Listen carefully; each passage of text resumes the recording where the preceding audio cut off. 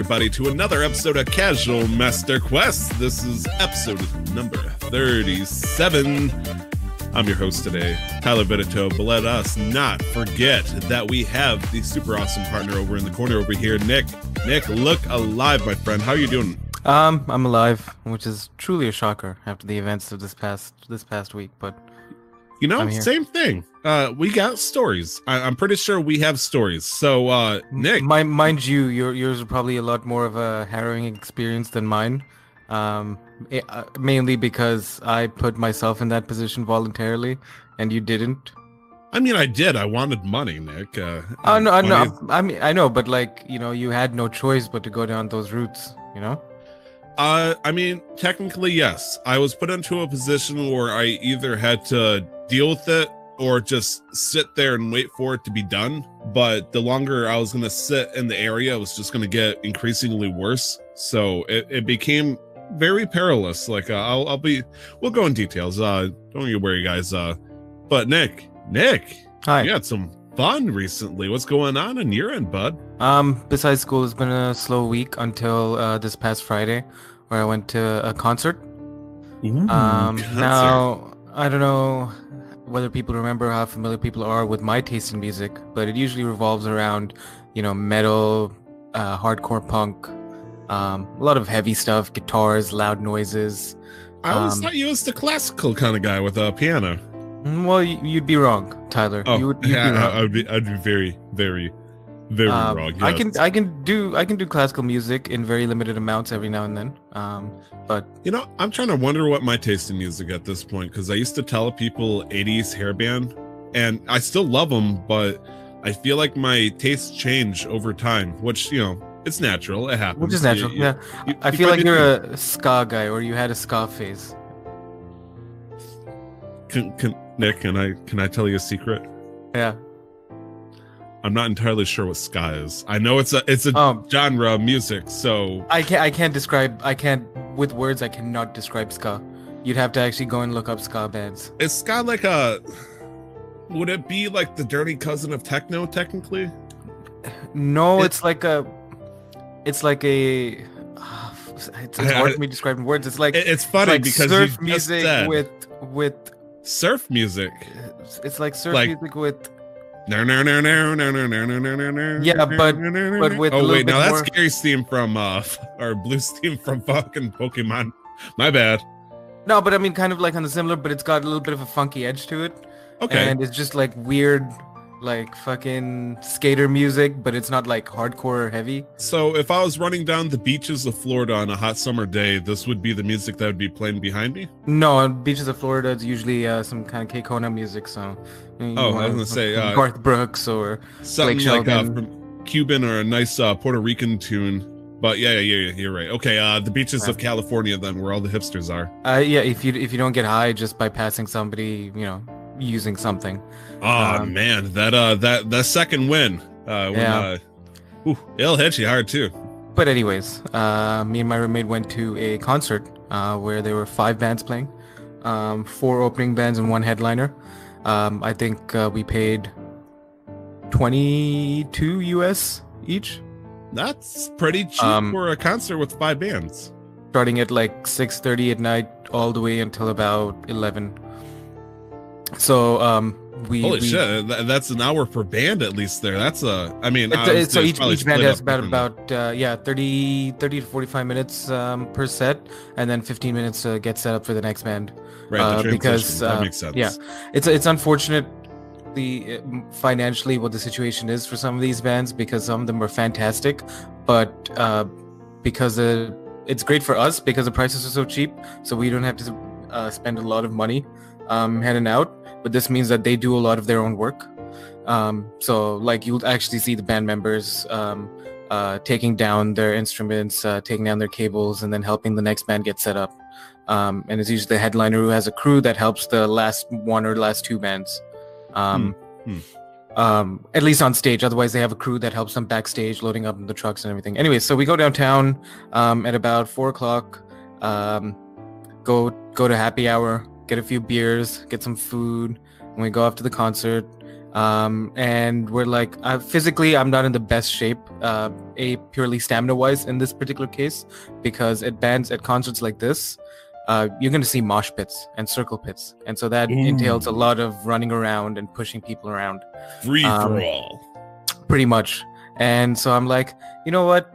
We'll just the headliner is a band called Silverstein, and they were on a tour to celebrate their first album. It's been 15 years since release. And so they had two sets. First set, they played only their first album, and then the second set, they played songs from other albums and greatest hits and stuff. And so I think they had a 23 song set. It was fantastic. It was nice and long.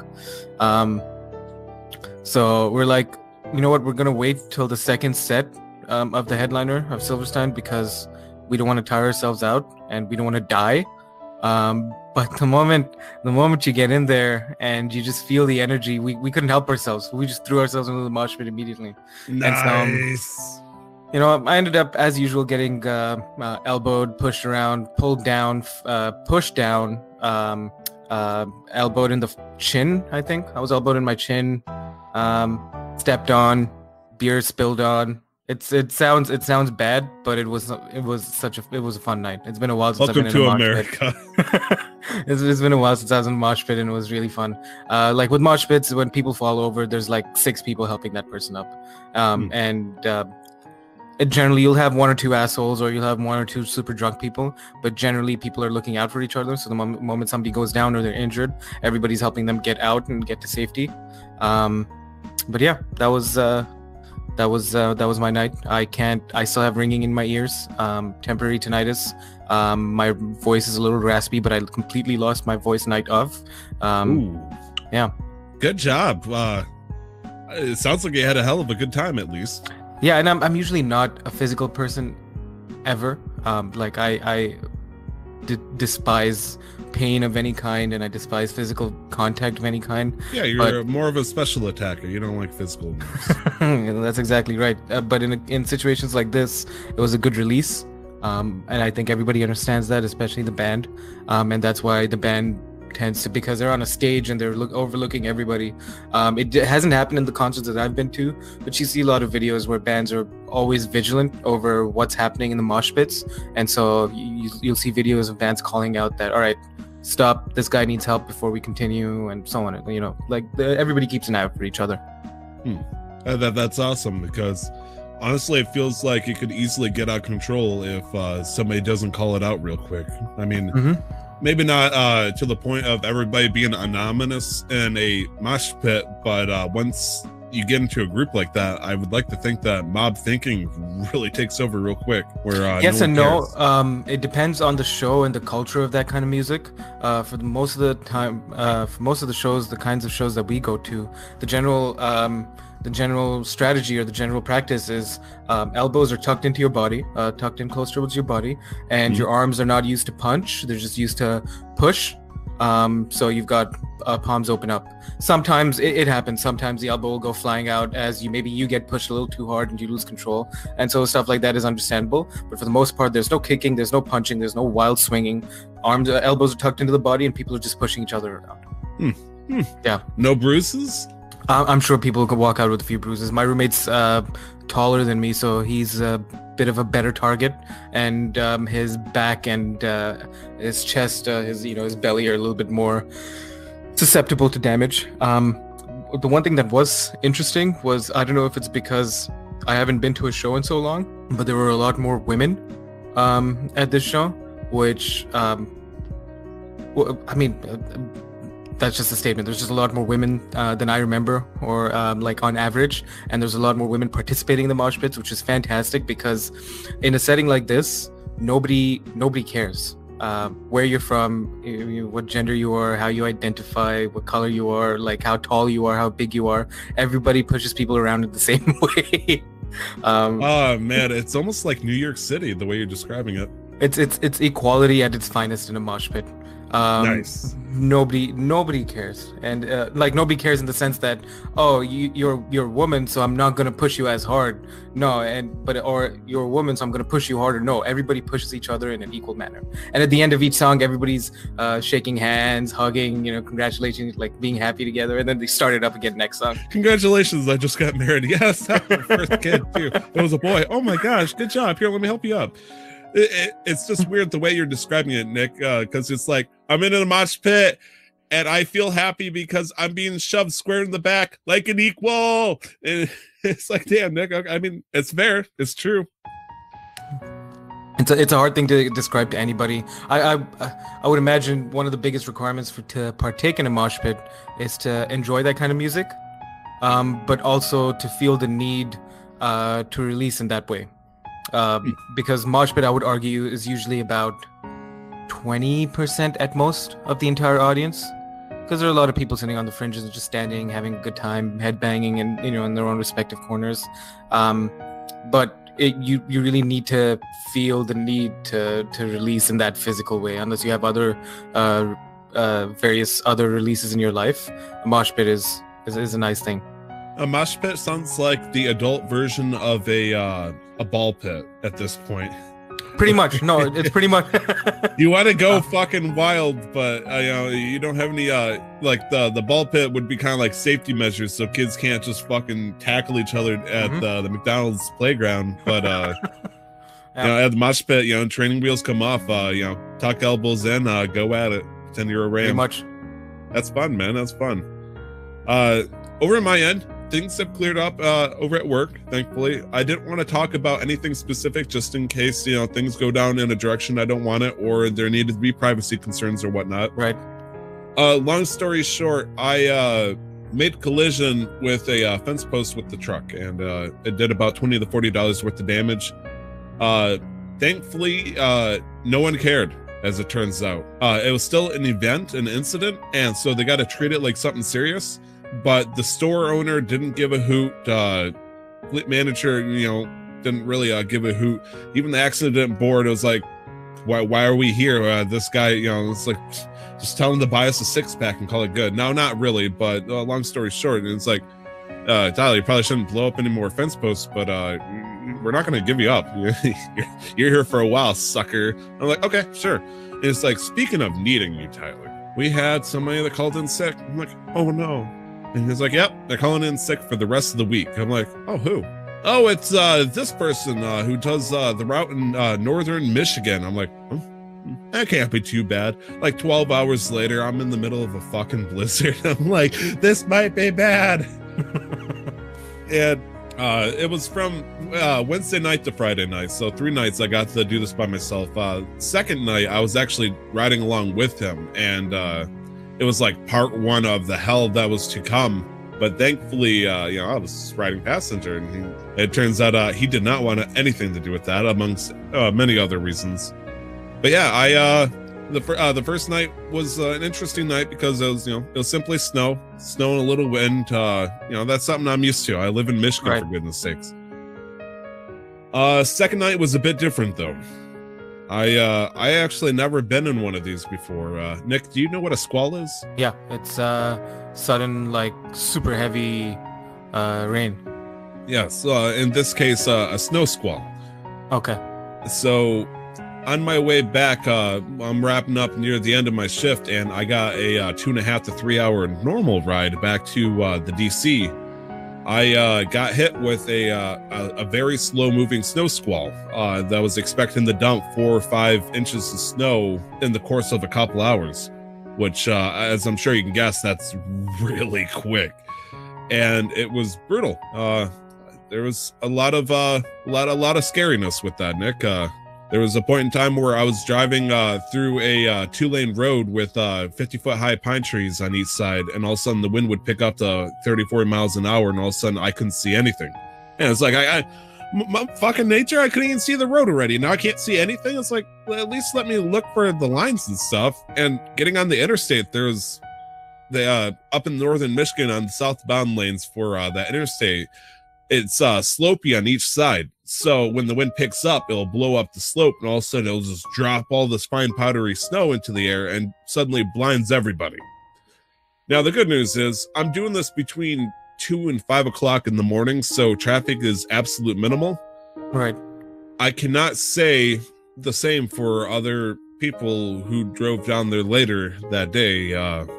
They actually had to close down part of the interstate for these areas I had to go through at this time because somebody got blinded. They slowed down. Truck behind them didn't see them slow down. And within the course of half an hour, there was a huge buildup of people just crashing into each other. And it's kind of frightening knowing that happened like hours after you went through this circumstance, trying to just trying to get home.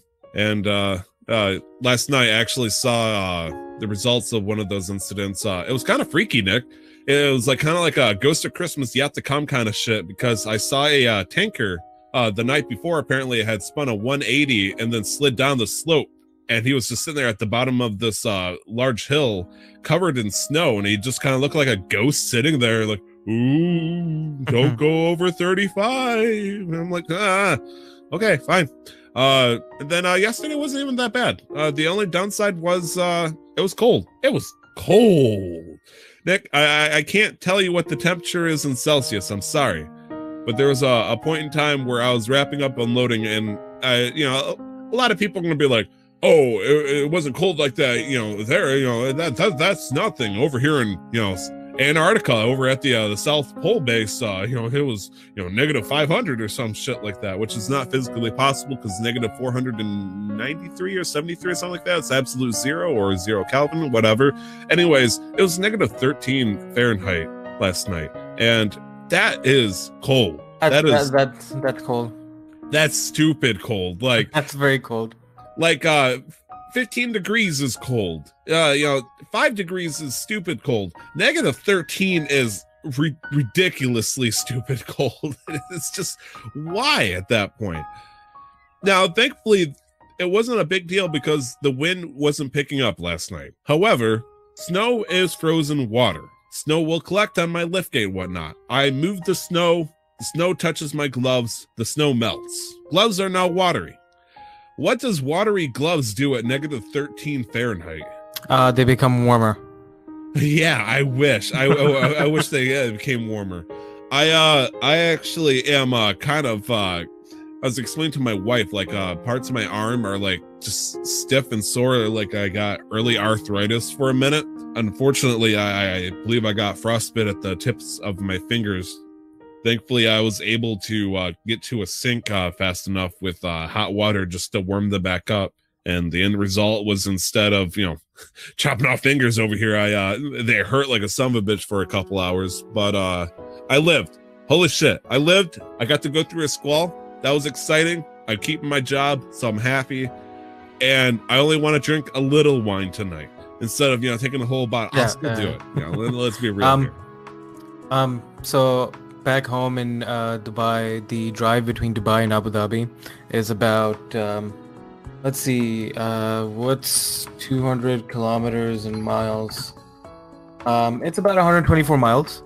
Okay. You can make that drive anywhere from an hour to an hour and a half, because the speed limits of the road are, let's see, the speed limit is about 75, but people usually drive at 86, so about 90, because the cameras don't click at 90, they click at 92.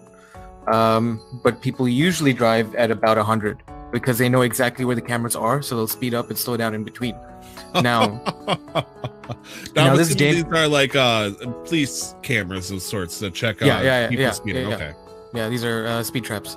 Now, this is very dangerous in general, because it is a little bit reckless, but also the roads are much larger. We're talking about this is a 7-lane highway.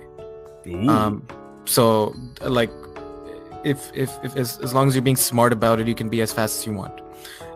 Where the problem arises is during the winters, we get something called monster fog, where you cannot see anything in front of your car. Monster fog? Like, yeah. Do you hear Thriller in the background and like Swamp Things start coming out? That would be a lot better than what it actually is. Like you cannot see in front of you. Okay. You could. It's really bad. And so I think it was 2010 maybe around then. There was a 300 car pileup. Holy shit. On the highway because you have people who drive with high beams in the fog because they don't know what to do. So it just causes even more glare. And then you have people driving with their hazard lights on, which is also something that you don't do. And so all it took was two cars to start a chain of events, and then that's it. It was a 300 car long pileup, all in one line. I don't know how many people died, but it wasn't very high. It wasn't a high number, because response for incidents like this is usually quick. But I think that's the current world record of the biggest pileup anywhere in the world. God damn. I mean, that's not. I guess that's something you can brag about, and and there was also, I think it was last year, where there was another video that my mom sent me where, again, it was another pileup, not as big as this one. There were maybe 20, honey, 30 I just cars. want to make sure you're okay. Here's a picture so you miss home. No, she sent me a video, not just a picture. Oh, I'm sorry, a video. It was 30 car pileup. Maybe everybody was stopped. It wasn't bad. It was maybe a few fender benders, a few fenders bent out of shape, and everybody was out of their cars, calling the cops, because the standard procedure is, at least back home, is you can't get in an accident and just drive away from it. You have to call the cops and you have to get a report done so that you can take it to the mechanic or whatever and get the car fixed. Or the parts replaced. But anyways, and then they're standing there, and then all you hear, like off screen for about 2 seconds, is just like honking, and people yelling, and you see people running and jumping out of the way because a big truck couldn't see anything because of the fog, just came straight through and carved a nice little path through all these cars. Nobody was injured, but it was something out of a war zone, because you had one. She sent me another video where they're walking down the street and you see fire, bits and pieces of cars all over the place. It was That's fucked up, Nick. I'm not gonna lie. Like, do you want me to hold a punch on that one? It's like, oh Jesus no, Christ, dude. To invalidate your point or your feelings or experiences. I'm like, this is like car says. This is the leading. Validated. The car deaths are the leading cause of car accidents are the leading cause of deaths in the UAE. I thought you were gonna say car accidents are the leading cause of motorist death. I'm like, are you serious? Really? I wasn't sure. But who'd have thought? Just the way you went with that, it would have been like a couple of years ago. Like, man, I'm feeling really sad. Well, you know what? Oh shit, Robin Williams, he was depressed and he hung himself, so at least you're doing all right. And it's like, I could relate with you. I'm like, thank you. Yes, sure. Thank you. Wow, outlook in life.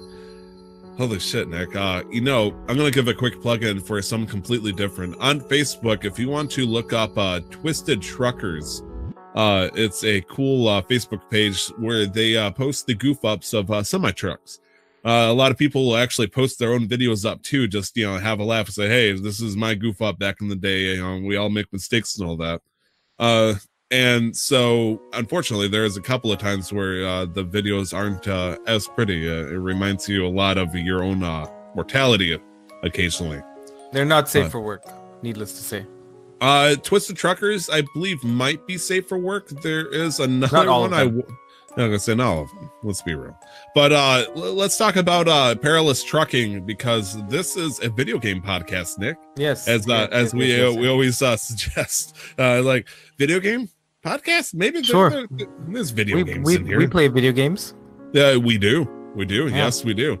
Nick, what have you been playing this week? Okay, I'm gonna start off with the big one, because the other two that I want to talk about we have in common. I got into the Anthem VIP demo. Nice. Yeah. And how was it? So a friend of mine pre-ordered the game, and when you pre-order the game, you get 3 friend codes that give them access to the VIP demo, which by the time this episode is out is already done. And so the open demo will start this coming Friday. And I just want to get the dates correct. That would be the 1st of February. I assume 1st of February. You were playing this on the PC? Yeah, yes, sir. It is a game. So right now, I'll have more to talk about it next week, because I'll be able to sink more time to it. But it's plagued by a lot of issues right now, mainly connection. Like the day one servers were not equipped for the amount of demand, and so people were complaining. And then I'm like I know it's a little bit annoying and it's a little bit inconvenient, sure, but does nobody remember the days of the Burning Crusade login queues, of Destiny Rise of Iron login times? That was a 6-hour wait. Like a lot of these people are complaining about it. They're like, oh, they should have been ready. Like there's no way any kind of company put aside how that's what this was for. This is a beta test. It was meant to stress test the server. Like, so it's put aside the scumminess, put aside the scumminess or the goodness of a company. No company, a company will be able to tell how many people, they'd be able to predict how many people are going to be playing the game over a period of time, but no company will be ever able to predict how many people are going to log into a game at a given point in time. At least I don't think that's possible. I mean, logistically speaking, they could have a rough idea just by data tracking, but considering this is a new input for them almost completely, there's no information that they can jump off of this. Exactly. The pre-order thing, they could calculate how many pre-orders there were, plus, but there were 3 friend codes per pre-order, so per pre-order that's a huge variable, possible of 4 people logging in at any given time. Across all platforms too, so PS4, Xbox One, and PC, and people were complaining, and apparently it created an instance, and I don't know how factual the statement is, but there was a post on Twitter that I was reading about how when login failed, the launcher or the game would spam the server, would flood the server with reconnect requests, and essentially that caused the Anthem to DDoS itself. The fuck? Serious? Apparently somebody was tracking the packets that the game was sending out and receiving, and so that was what was happening when they failed to connect to servers. It was spamming the EA servers with connection requests, and that caused them to DDoS themselves. So again, I don't know how factual that statement is, but I thought that was funny. That is funny. Joke, holy shit. Another joke that I saw was Anthem's beta is so VIP that even the servers can't play with it. But moving on to the game, it is a third-person over-the-shoulder shooter. Not as open world as maybe people would have liked, or maybe they advertised, but I don't think it was No Man's Lie level. I think it was just maybe the world building that needs a little bit of work, or a little bit more definition. But the verticality can be insane at some places. Like there's a lot of space at some parts of the map that we have access to. I skipped through all the story stuff. I'm personally not interested. I just want to shoot things. The enemies, there are no mechanics per se. Like you have your abilities and you can combo them and do certain things in those combos or with those combos and get a certain amount of experience. But enemies really are just bullet sponges. You might have to go and shoot down this shield or this turret to further an objective or to stop the enemies from spawning. But beyond that, they're just bullet sponges. And so within reason, I think it's fair to say that some people would like that and some people won't like that. Maybe some people need more dynamic gameplay. For me, the dynamic part of the gameplay comes from the movement.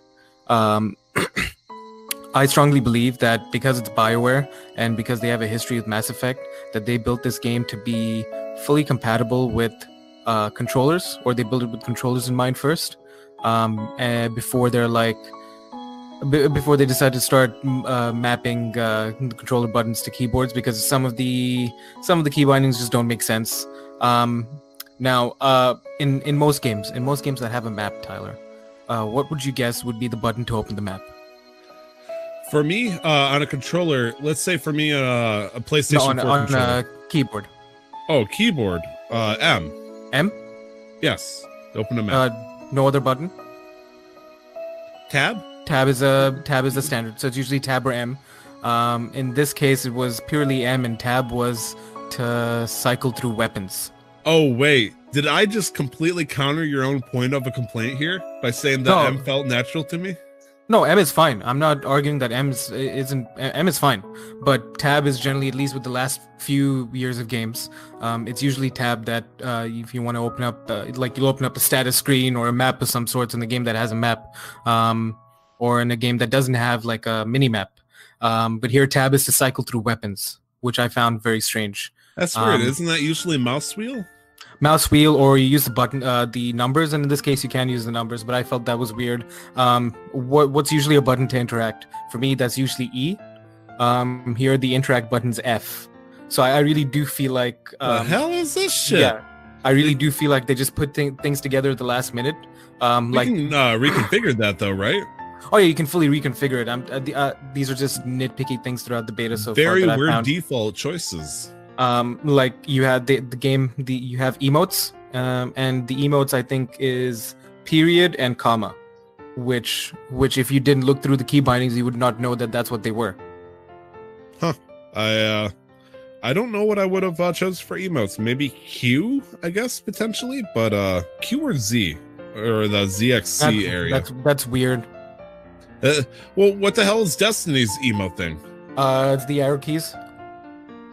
Well, whatever. Oh no, but also, but also Anthem, you have 3 abilities, so that's why. So I have them bound to Q, Z, and then my mouse buttons. Okay, well, good for you, Nick. I'm so happy that you found some kind of discord with the the button controls. Moving away from the button controls. While also shaming me on my recommendations of what they'd go on the keyboard, because apparently I'm no better wrong. than EA. Okay. No, you're wrong. Am I wrong? It is a very CPU intensive game, and I believe that's because of the engine or because it's poorly optimized. I believe, again, everything that I've said so far, where I've started with I believe or I think, I'm purely speculating because I have no proof for these things. I think that they put up older build for the demo because it's very poorly optimized. Some places jump from 30 frames all the way up to 120 frames, all the way back down to 45 frames. So it's a little choppy. Those here are and the PV or VIP zones, Nick. If you have the VIP pass, if you have the friend codes, it's caps it at 30, but every once in a while it gives you like a free trial version. That's fair. You gotta, that could very understand possibly and be respect how EA handles these things. Okay. That could very well be it. And so it's very poorly optimized. It uses 90% of my CPU. 90% of my CPU, Tyler. Wow. Yeah. And I'm wowing with effort here. And everybody else is reporting similar numbers, so it's not just me. But going back to movement feels really dynamic. You have a jump, then you have a double jump, then you can hover, and then you can fly, and you can do all of those things pretty seamlessly. But you do have a cooldown or a heat bar on your jets, so you can only fly for a certain time before you overheat, and then either you just stop flying and run for a little while to cool down, or you can fly through water to cool down your engines, and so that completely cools it down. And it's some of the other things are cool, like if you take fire damage, it automatically overheats your jets, so you can't fly. Or if you're overheated and you take frost damage and you get frozen, it cools down to your jets. So a lot of these things are really pretty cool. This could be interesting, like boss mechanics. Like you need to get to a higher floor, but you keep taking damage, so you got to get hit by the boss doing a frost attack just so you can get up and escape to the next level or something. I would imagine that would be the extent of the kind of mechanics that they'd be able to introduce with how bullet spongy these bosses are. But yeah, really, it's the movement that makes the game dynamic and fun. You start off the game, the demo at least, with the standard javelin. That's what they're called. These suits, they're called javelins, and you started off with a javelin called the Ranger, which is your standard, balanced, beginner-friendly kind of suit. And then you can, once you hit level 12 in the demo, you get the option to unlock the other 3 out of the 4 javelins, but you can only pick one of them. So I picked the Storm, which is basically, so you have the Ranger, the Storm, the Interceptor, and the Colossus. Ranger is your standard balance between offense, defense, beginner friendly. You have the Colossus, that's the tanky one. So it's a big hulking, like a Hulkbuster. It's essentially the Hulkbuster armor. I wasn't sure. The Colossus, like, man, it sounds kind of like a Titan, but what do I know? Pretty much a Titan. And then I think its ultimate is this big machine gun that it pulls out of nowhere, or its ultimate ability. I can't remember what it is, but it has its mobility is very low, but it has a high amount of armor and health. You have the Interceptor, which has very lowered shields and health, but is super fast. And then you have the Storm, which essentially is akin to a mage or warlock, And so you can just kind of float around, and you can throw lightning, fire, and frost at your enemies. And of course you picked that. I was about to ask, what would you guess that I would pick? And yes, of course I picked the storm. Storms, of course I would pick the storm. I can just float around, and I get a cloak too. I get a cloak, throw lightning and fire at my enemies. Fuck them. You know what's upsetting? For Destiny 2, I spent the first 10 hours getting very upset. I was like, I'm playing on my Titan. I'm like, when am I going to get my cape? Because I really want a cape and look cool. I didn't know, man. I didn't know. That'll happen. Upsetting. So I'm glad we can get capes in this game, at least. Yeah, you can get capes in this game, but really it's only for the storm, too. So. Okay. Yeah, so I've only played a little bit of the storm. I went through there are only 3 missions that you get access to, and then you can roam around freely. And they have something called what was it called? It's like a raid, but it's not I can't remember what it's Stronghold. That's what it's called, Stronghold, and it has like a big boss at the end, and you get loot. It's an interesting game. I personally am gonna wait for a week or 2 weeks post-launch to wait for the reviews, see how much there is actually to do in the game, because it is a full-priced game regardless of what you do. And so I don't want to buy. And then in comparison to the Division 2, which I'm also trying to get into the beta for, I'd have to really pick and choose between the two of them. The craft system's interesting. You can dismantle a lot of the loot that you get to get certain parts to craft weapons up to, I think it was called Epic. So the standard rarity goes white, green, blue, purple. And you can craft up to purple gear, and you can only get gold or yellow drops from PvE, but I think the demo only goes up to blue drops. Overall, it's okay. It has a lot of issues in terms of just loading. Like I don't believe I've not gotten stuck on a loading screen. I've gotten stuck on every loading screen that forces me to quit the game and then relaunch it. And the nice thing, at least, it pushes me right back into the activity that I was trying to get it to. Nice. I do have a couple of questions. If you go for it. Sure. The first question is this a Destiny killer? No, they're different games. Essentially, they're different games. This game has no PvP whatsoever. That's a fair question to ask. Don't mind me. It's just I've been frustrated over the last week seeing all the hype and all the talk and people just talking about how it's gonna be a Destiny killer, when a lot of people just don't realize that they're just different games. They're gonna suit different needs. Anthem's a little bit slower. It's a little bit more shooty, maybe a little bit more grindy in specific ways, only PvE, so a lot of PvP people are not going to be happy. Anybody who doesn't like Warframe is not going to enjoy this as much, because not that it is Warframe, but it is probably closer to Warframe than it is to Destiny. I only say that just because I knew I would ruffle your feathers up just a little bit if I said something of that sort. Honestly, I couldn't tell you. A couple of other questions. Has there been any good moments that you'd like to share that you can think of where you were able to cooperate with your friends in the game and it turned into an interesting story? I haven't played with my friends yet, but nothing that stands out. I've just been getting used to the flow of the game. And really all it is for me is just being able to fly. That's really awesome. It just feels weird on a mouse and keyboard, and so I've seen a few streamers play the game on mouse and keyboard but fly with the controller, because again, I believe that they built the game with the controller in mind, or at least from the ground up, and so flying feels, and traditionally also a lot of flight simulators or flight based games generally play better on controllers or joysticks of some sort. I agree, yes. So the flying does feel a little bit weird. But really, I'm having fun with the movement. I'm having fun with seeing my jets power up as I start to, power sprint, jump into the air, do another double jump, and then seamlessly go into flight path, hit the space bar again to cancel my flight, and then press C to hover and just hover in place while I shoot down enemies. It just feels good. It feels nice and smooth. I think they did a good job with the gameplay there. Okay. I did cut you off. Do you remember what you were going to say before we... No, I don't remember what I was going to say, but I think I've covered everything I wanted to about Anthem. I'll have more to talk about it on the next episode, just because I haven't got it. I've only sunk about an hour and a half, 2 hours into it. and I did one more playtime on the new Javelin that I just unlocked. Okay, and as Nick said, there is going to be an open beta next Friday, and the release date for the game is February 22nd. So we still got a little bit less than a month before we figure out whether or not this is the game to actually give a shot or not.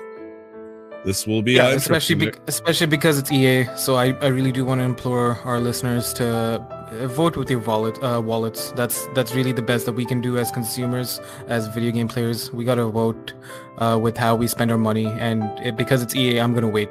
I know this has been promising enough for a lot of people to buy the full game right out, but I don't fall under that category. That is very fair. In fact, there'd be only one game right now that I would happily just say, take my money. I don't care what people have been saying. Just let me play it. That comes out next week. Mm-hmm. Oh boy. Now I want to talk a little bit, just a little bit. This is not a game I played, but I had a chance to actually get a good look at. That would be Resident Evil 2, the remastered version that came out this week. In fact, I think it came out a couple of days ago. Too scary for me. It is certainly an experience. You're right, Nick. Absolutely. Now, comparatively, it is a hell of a good remaster for Resident Evil 2, all things considered. It does feel a lot more smoother compared to like Resident Evil 5 and 6, and it does take a over-the-shoulder third person versus that of first person in 7, but that does not stop it from becoming immediately spooky. There's a couple of moments where just the room got a little too dark for my taste. I'm like, I'm glad I'm not playing this game, because that would be too frightening. I did see very little gameplay. I'm talking about purely 5 minutes. There were no spooky scenes. Mind you, there was no spooky scenes, but the moment I heard a spooky sound, I closed the stream because I'm not about to deal with that. That being said, it does look like it looks fantastic. They did a good job with the art, and it looks smooth. They did a good job with setting the tone of the game and the pace. Yeah. Nick, you played Dead Space 3 with me. You were watching the stream and you closed it because of a scary sound? Listen, we all know that Dead Space 3 is the least scariest of all the Dead Space games. Is it? And I haven't, it is the least scariest from everything that I've read. And I had somebody to play it with, so for me that was bearable. But it doesn't seem like there's a co-op option for Resident Evil 2. And having somebody to type to or talk to over text is not comforting enough for me to watch a stream. Okay, fair enough. Fair enough. So it came out last week or this week, depending how you view it. It is $60, and wholly recommend it. I will be holding off on getting it because I still have games I need to catch up on, and there's another big game coming out next week, aka Kingdom Hearts 3, baby. I almost said Kingdom Hearts 2. Is this 2006? Where am I? But you and I have played 2 concurrent games, apparently. One together and one not so much. Heck, let's talk a little bit about Destiny's Child. Yes. Good old Destiny's Child. Now, a couple of things have happened since we last spoke. I was, talking about how great this game is. There's no end in sight. I haven't spent a penny on it. Yada yada yada. Nick, you just recently picked this game up. Well, or at least put some time in it. What's it been like for you? I've been lost. I have no idea what the fuck is going on. And I put maybe 30-ish minutes, 35 minutes into it. Okay, I think I'd give 45 minutes. I'm like, Jesus, no. Nick. All I know is that I've unlocked a bunch of cute girls to fight for me, but it's all just so confusing. The UI is honestly cluttered. It's one of the messiest UIs I've seen in a long time. The opening screen for it looks like a Korean wallpaper with icons and stuff, and it's like this here. You got the Miku Miku, super cool collabers and stuff like that. And it's like, look at this. We're gonna put it in the tiniest font you can think of. And It's like you can make it a little bit bigger. You got all this. No, we're gonna put it in the little corner, and we're gonna let you decide if you want to click on it or not. No pressure. Yeah. But it's here. It's not a game that's captured me, but I figured I'd give it a shot. Probably gonna delete it soon. But I I have cute girls on my phone, and that's enough for me. So, Nick. Yes. I forgot, and we should probably bring this up. I contacted you, I believe, on a Tuesday night. I contacted you and my best friend Brandon, because I was like, whoever helps me first. And in fact, you guys both helped me at around the same exact time. So it turns out, and I learned this fairly later, that there is a Korean/Japan version of this game, and then there is a Worlds, aka North America version of this game. Yeah. There's a couple of main differences. The Korean version of this, very specifically, actually has a lot more content on it. Stuff like it's called a secret labyrinth, and extra missions further into the plot and whatnot. Hasn't quite made it out to our version yet. But there is also a different kind of distinction thanks to iTunes making sure that they don't post anything that's considered to loot. In this case, they censored a lot of the costumes that the girls wear, and Nick, I'm a pretty natural guy. I like the original product. I'm a black label kind of PlayStation disc owner kind of person. Sure. I don't like the greatest hits so much as seeing the original thing. And so I asked Brandon and Nick here to go on a voyage with me, hand in hand, to find the original uncensored version of these skins, to figure out what's the big deal. Why would iTunes, go at it and try to, stop these people from, letting girls dress like this? And it was a fairly easy process. Just had to download the skins, go on the phone to the right folder, move it over, copy, replace, wham bam, thank you ma'am, we're good. To anybody listening, this only works on Android phones, because the way Android architecture is set up, it will not work on iPhones. So yeah. So upon doing this, it changed the clothing of what it looks like approximately 100 different characters. There's a couple of that are very distinctly different. Like, for example, one of my characters, I believe it's called Celine. Sure. A 4-star character who focuses on being the embodiment of the moon. And she's wrapped very tightly and like bandaged like material around her entire body. I was like, okay, she's a great healer. I love her. I applied this uncensored patch. There is a little bit less bandaging in very promiscuous, well, I shouldn't say promiscuous, in areas that would be considered perverted in some societies. And I'm like, okay, I understand what happened here. This makes a lot of sense. Do I change it back? It's too much effort. So I just left it as is. There's a couple of, it's like getting new free skins, Nick. It's like getting free skins. That's one way to look at it. There was also an event that's happening up until very recently. I think it actually might be happening for another week or so, where you can go on the website for this company and it's like, hey, share, you can get yourself a free 5-star rank girl right now. We'll let you re-roll 3 times. You can decide which one you want. And if you don't like those, just share, saying that you wanted the, play this game on Facebook or Twitter, and we'll hook you up.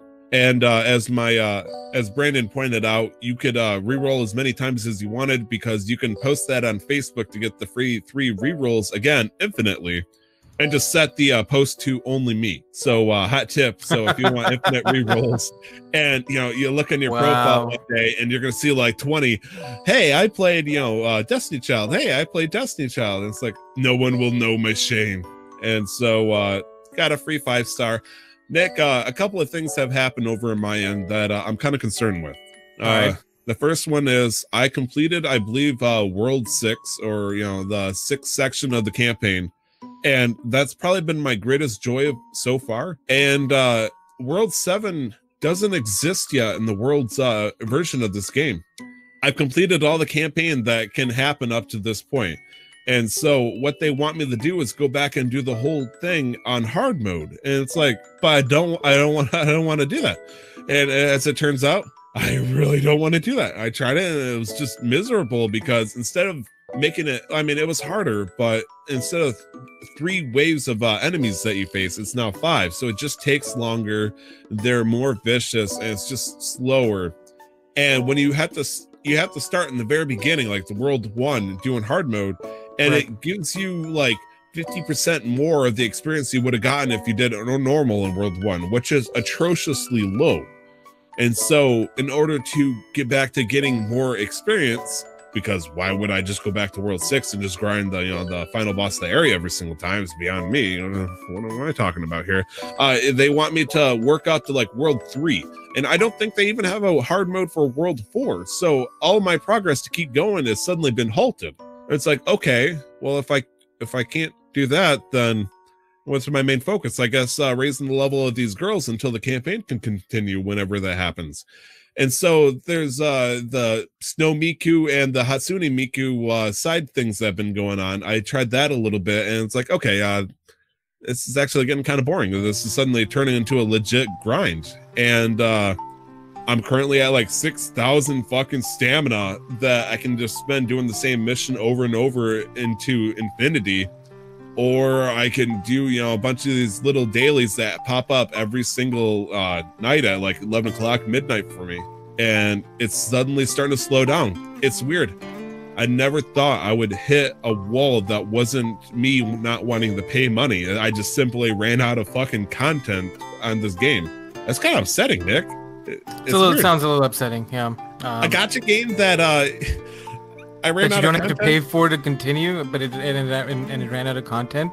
It's like at this point, if they told me for $20 we'll give you the rest of the game, they would have fucking $20 out of me. Like, please, I don't even care. Just give me that Colgate emo-looking bastard to give poor phrases for the rest of the game, and I'll be happy at this point. I did get since we last spoke, I was talking about how Brandon got really lucky with his rolls. RNG favored me as well. I got 2 Snow Mikus and a Hatsune Miku. So the special event involving the Vocaloid is now kind of not as interesting to me. There's no intrigue because I have the characters already. And so the special event is starting to burn me out a little bit. There's other things I want to do, but like the Devil Pass, which is another side project that you can do. I hit the max level, so I got what I wanted out of that, so I completed that. There was a Devil Fiesta that ended, which is a bunch of even more shit. Like the stuff I'm naming off is the reason why I got like a spoiling of riches over here. And that's over, and it's starting to slow down. So I'm hoping sometime in the next week or two they introduce a new something new content and stuff. Yeah. And I'm sure they will, honestly. I'm actually very certain they will. It's just I burned through it with all the time I had. I'm pretty sure I'm between 25 and 30 hours into this game so far. Nice. A free game that I've not spent a penny on, that I still recommend wholeheartedly. Like, if I could get 30 hours out of a free game and enjoy it completely, I mean, even if after the 30, it's like, well, what do I do? It seems kind of satisfactory. That's still 30 hours. I had damn good fun. And there's still other things I can do. I can try to go for meta builds. I could try to roll for characters that, people are saying, oh, this is the best one. This is the best healer. And it's like, shut the fuck up. But I might actually still consider it. Because, for example, I don't talk about it anymore. I still play Pixelmon. Right. I still play the Pokemon Minecraft game. There's been a point where I was like, I will never use legendaries and overuse tier battles. That is no longer the case. I will happily use the shit. Because if I'm going to handicap myself and let everybody else go free range and let them destroy me just because it has a higher base stat, no, it's like, why would I use a Raichu for, my electric, sweeper if they got a fucking Zapdos? It's like, that's not worth it. Just, it's straight upgrades while still being in the confines of OU. And so I have rescinded my legendary usage rule for competitive play on the server. And so I'm pretty sure I'll be like, oh, I don't want to do meta stuff on, Destiny Child. And it's like, give me a week. We'll see what happens. Yeah. I'll either go meta or I'll put it on a coffee break. But honestly, there's one other game that we played, Nick. There's one other game. Honestly, it feels like it was forever ago. Oh, before we get into that, I completely forgot. Yeah. There was another game that I tried out for about 45 minutes to an hour. Magic the Gathering Arena. Really? Yeah. How was it? It didn't completely grip me, but I'm gonna give it I'm gonna keep at it because I played that because I want to see if the actual card game would be a fit for me, and so I'm like, well, I don't want to spend money on cards, and this is free, so let's try this. And it makes sense. I just have to actually play it. I got through the tutorial, which took a little while, so that I could understand what's going on. But yeah, it's interesting. It's strategic, but it can be very slow or fast paced, depending on your play style and depending on your opponent. It's interesting. I have actually never figured out how to play Magic the Gathering yet. So when I see, +6 or, /4, I have no idea what the hell that means. So do you know what that means now? Because I sure have. 6 would be to attack, and 4 would be defense. Okay, I guess that would make sense. That's fairly simple. Yeah, so 4 would be you'd need 4 or more to destroy that unit. If somebody's attacking, they'd need 4 or more attack on their end to destroy that unit. Yeah. Okay, fair enough. Nick, yes, you, Brandon, and I played a game last week. Yes, we did. Yes. We actually had a lot of fun. That was a fun time. For the audio listeners right now, I'm currently staring up at the sky with this goofy frozen grin on my face as I'm trying to comprehend my feelings over what happened last weekend. We played Sea of Thieves together, and a lot of interesting things happened. The big thing right there was the three of us managed to not only fend off multiple ships trying to take our skull fort. We succeeded at completing the skull fort and then cashing in on all the loot. And we got attacked by a kraken on the way. Oh, we did have to fight. Oh no, I played Sea of Thieves with some other friends, and we just finished the skull fort, and on our way back we got attacked by a kraken and a megalodon. I'm gonna say the megalodon actually appeared for us right at the last 50 feet of the island, but we kind of said fuck you. Holy shit. So in regards to Brandon, Nick, and I playing together, we learned a couple of things. First one is Nick is competitive and salty as fuck, to no ends, to the point that when I want to focus on the skull fort, Nick likes to say, "Sup, fools, you should come back to the skull fort so I can teabag my nuts on your face."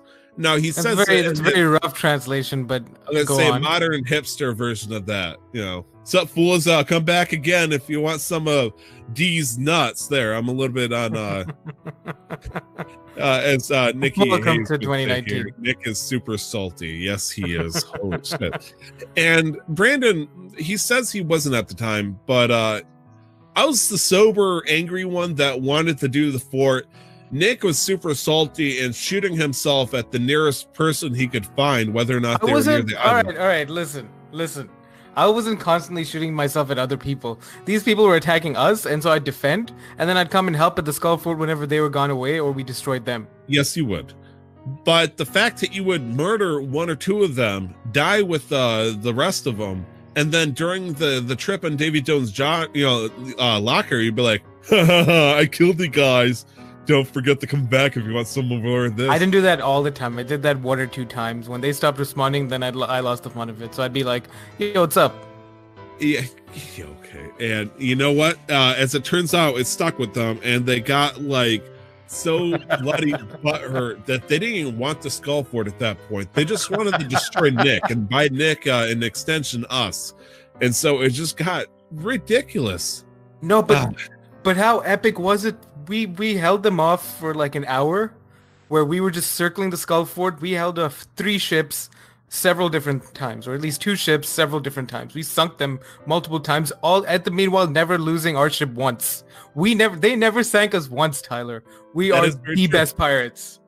It was interesting because you and Brandon were focusing on the island, and I had my telescope out, just keeping an eye on the ship that was trying to keep within distance, kind of like a hyena at this point, trying to score a little bite of the kill.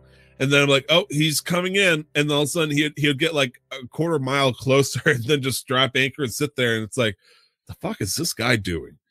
And then a big old galleon, which I'm pretty sure was probably the same fucking galleon that we hunted down 2 weeks ago. Probably. Or something. I'm sure it was.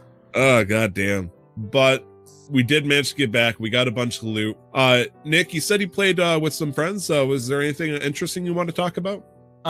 Yeah, no, I got a message late one night. They're like, "Oh, do you want to play Sea of Thieves? We've got, you know, a slot in our party." I'm like, "Yeah, sure, I'll play for a little bit." Played for about an hour. Two of them were Pirate Legends. Nice. And I really did not have to do much, and we made away with, I believe, 3 skull forts. Oh, that's in the span of an hour. Yeah. The ships on the server, the other ships, they were very tame, which was a little boring. Nobody really attacked us, so we were sad. But we did get a Kraken and a Megalodon at 2 separate incidences, and then a Kraken and a Megalodon at one point, I believe, at the same time. Wow, the game loves you, as it turns out. Jeez. Yeah, but no, it was fun. I not that I didn't do anything, but in comparison, I didn't have to do much, so I became completely submissive. Like, just tell me what to do, I'll do it and try not to die. It takes a pirate legend to tame you. And I tried to do that too. I asked you, what do you want me to do? I'll do it, and for the most part, I did. And then I only went AWOL when they got too close, and then they started firing at us. You have the same obedience as my dog who sees the mailman. It's like the moment the mailman comes too close, all bets are off. I'm abandoning my station at every expense of the word, and just go after you. It's like there'll be PvP ahead. But Tyler, did we die? You died. Okay, no, but did we lose our ship? Okay, did we lose? Did we lose our loot? No. You did make my experience very rough around the edges, mostly because I was trying to be the cool, let's all have fun and play together kind of thing. And Nick, is like, I fucked your moms.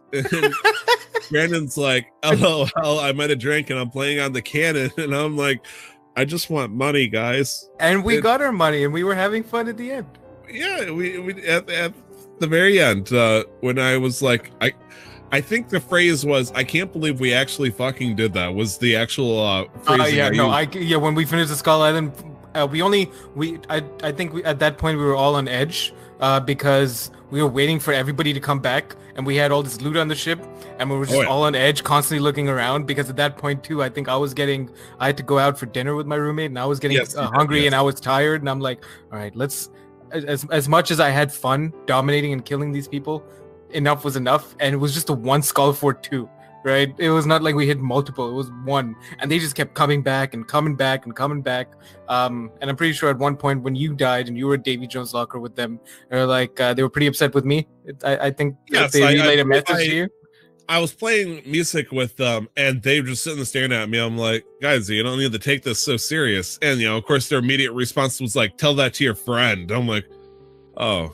Okay, but see, the funny part is, I don't go into Sea of Thieves serious. Like, I don't care whether I make money or not, whether I lose or I die. I want to have fun, and part of that is me being a toxic idiot, fighting other pirates. And if they're just not as good as me, what am I supposed to do about that? That is very fair. That's why I didn't have anything against other players on what happened on my own personal voyage. Now, Nick, have you heard of Forsaken Shores?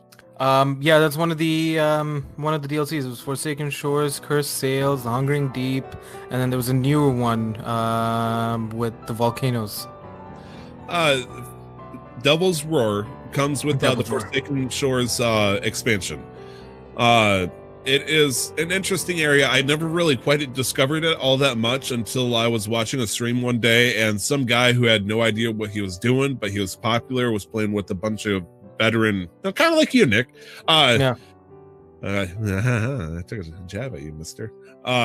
He goes to an island that has a goddamn volcano sticking out of it. And I'm like, oh, okay, this is cool. And he's starting to look at all this cool stuff. I'm like, oh, this is where you get all the glowing shit. And I was like, I gotta explore this thing. So 7 o'clock in the morning, I get back out of bed to go sail to this area, and a couple of things happen. The first time that I try to get to the main outpost over in this area, Somebody comes up behind me in their ship, just out of the blue. I didn't even see him. And they're like, excuse me, sir, do you have any loot you'd like to give to us? And I'm like, I really don't actually, man. I'm just trying to get to an outpost. Well, you're gonna have to stop your anchors so we can check. And it's like, what is the pirate police? I know, right? I got fucking pulled over by the poopy pirate police. And I'm like, nah, I'm good, man. Thank you, though. And the other kid, like, one sounds like he's 13. The other one sounds like he's 8. It's like, he's resisting. Open fire. And, well, they couldn't fire at me. So they just sail, along slowly behind me. And I'm in a straight line to this island that's over like 8 squares away. So I'm like, either I make it or they, sink my ship. Right. And so they light me up after they finally catch up to me. I light them up, but as it turns out, 2 beats 1. Mm-hmm. And eventually I just said, screw it. I tried again. And so I get into an outpost that would put me a little bit closer. I look on the map and it's like, oh, there's only the ghost ship, the skull ship, whatever you want to call it, right? And so I head towards that, and it's clearly marked on the mini map. I'm like, okay, as long as I don't shoot at the ghost/skull ship thing, they're not going to mess with me. Don't get too close. And so it's moving away from me. I'm like, it's kind of weird that it shows that on the mini map like this, because I don't remember seeing it on the mini map before. And so I'm getting about a square away from the outpost, Nick, and I discovered a couple of things. Yes. The ghost/skull ship thing does not appear on the mini map. No, it doesn't. What does appear on the mini map is somebody who has the flags that challenges everybody to the PvP. Yeah, the Reaper flag, I believe it's called. I sailed solo right beside this fucking only PvPer on the server and just completely ignored them. And they did not take kindly to that, as it turns out. They immediately shot an anchor ball at me because they were ready, and then proceeded to light me up. And once I saw that there was actual like players on there, I'm like, oh, you guys are sir. I'm sorry, sir. You see my Pee-wee hat? I just want to get to it. So I try a third time. I get to this fucking island in peace finally. Yay. And so I haven't been able to buy anything in regards to the Forsaken gear of sorts. I don't know what it's actually called. There's a couple of cool things you can buy with gold for a fairly cheap price that's focused on like a crab-like feel. Like I got a cool crab sword, or there's something that's a suit and armor, or not armor, weapons that focus on like the Kraken. So you can either have, wear cool stuff that has like glowy golden eyes on it moving around, or you can look like a goddamn crab. And so I picked up a mixture of the two. And over in the Devil's Roar, there is multiple volcanoes that will randomly explode. And a couple of things happen when this happens. Rocks will shoot everywhere and fucking hit anything they can see. A good sized rock will instantly kill you in one shot. Yep. If it hits the ship, it can do anywhere between 1 and 10 holes, depending on how bad or big that rock is. It can get very brutal.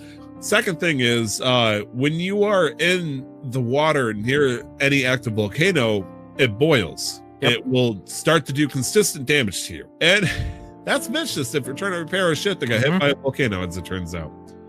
So I looked up a guide trying to figure out what the hell I'm supposed to be doing here, because I want the sweet gear that is all glowing and shit. And it turns out the guides are giving me really different answers. One of them's like, you got to do 5 gold hoarder quests and 5 oracle bounty quests off the main island to do this. And I was like, okay.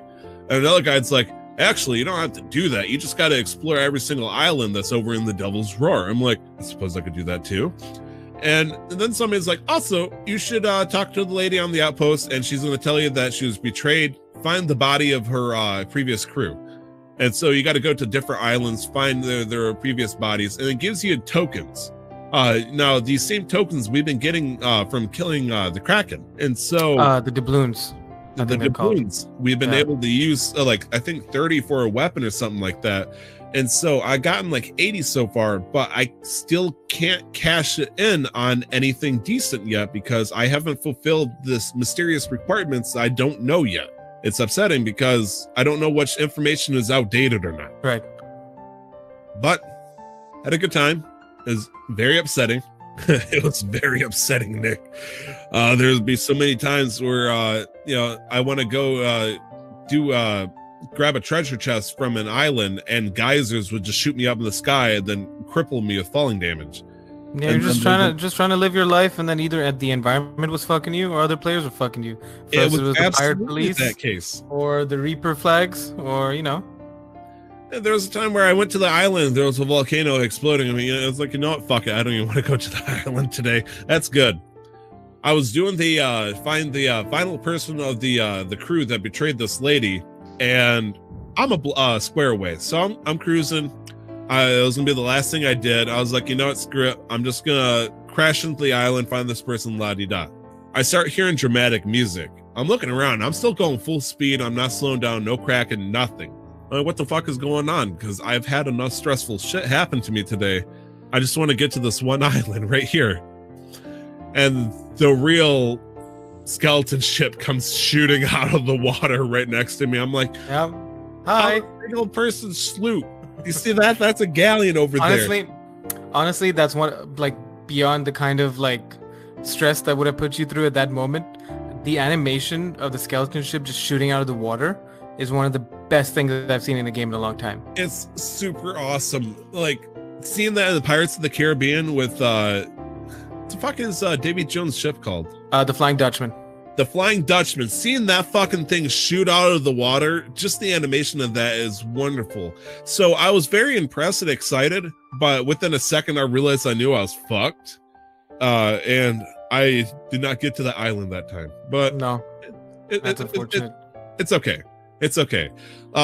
Let's talk about a little bit of a modular segment. Just a quick question here, Nick, because there's been a lot of games that have been getting remastered, such recently Resident Evil 2. Right. What is your favorite remastered or HD-ified game? Honestly, I thought about this a little bit. I don't know if I have a favorite one, but the one that I enjoyed the most in recent times would be Alpha Sapphire Omega Ruby. This is actually kind of upsetting. Why? What? Why? Because I was gonna say Heart Gold and Soul Silver. Okay, well, I mean, Heart Gold and Soul Silver. I'm just saying the fact we both chose Pokemon. It's like, what the hell? You mean that way? Yes. Yeah, because I don't.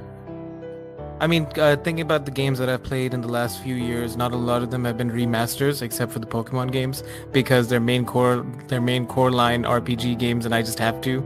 Like I can't not. I have to buy at least one of them, and I had a lot of fun with.